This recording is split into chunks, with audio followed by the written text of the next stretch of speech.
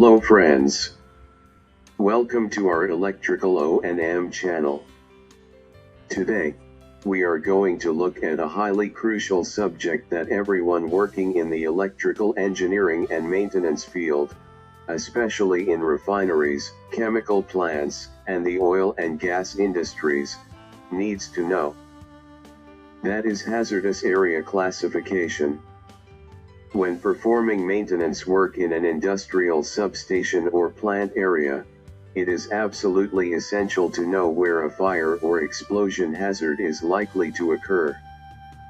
This is what we call hazardous area classification. In today's video, we are going to explore this subject very simply and comprehensively. Make sure to watch the video till the end without skipping.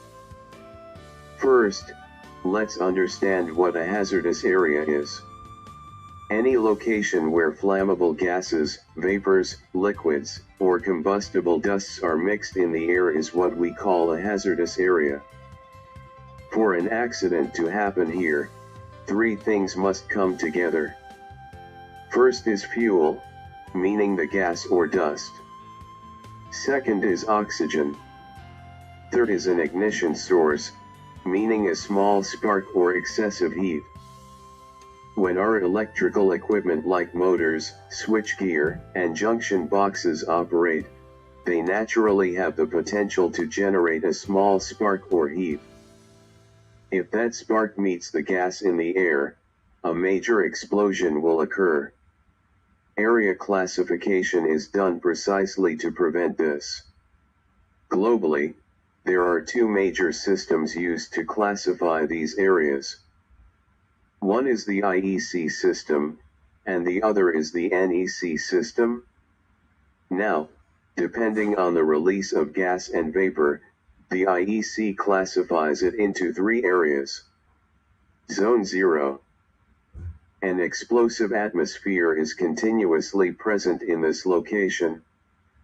That means the flammable gas or vapor persists for more than 1,000 hours per year.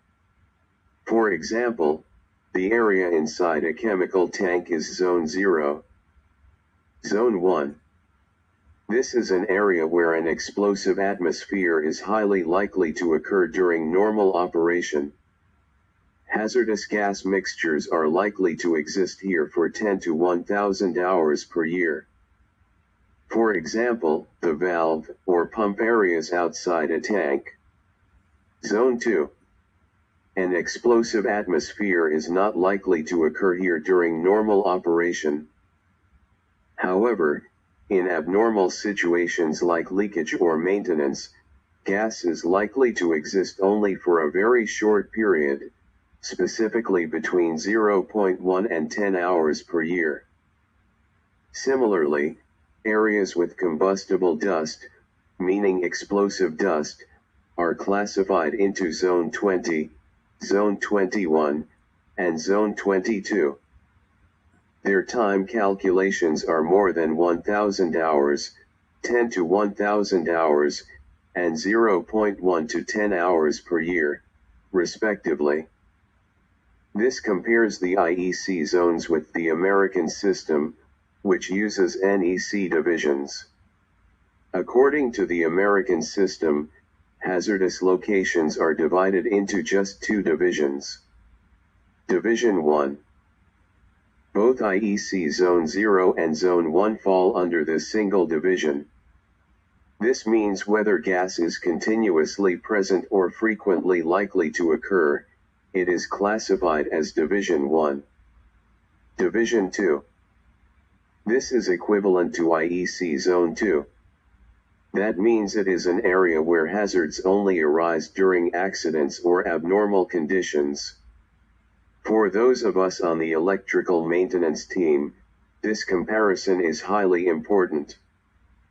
Because this is exactly how we decide which area our industrial equipment is certified and suitable for. Friends, when performing substation O&M or plant maintenance, obtaining a PTW, or permit to work, and conducting gas testing are mandatory before working in Zone 0 and Zone 1 areas. Similarly, only certified electrical equipment like flameproof XD or intrinsically safe XI must be used in these areas. Standard tools or mobile phones must never be used inside these zones. I hope this video gives you a clear understanding of hazardous area classification and the details. If you found this video helpful, please don't forget to like it and share it with your electrical friends. To keep getting more O&M information like this, subscribe to our channel. See you in the next video. Thank you.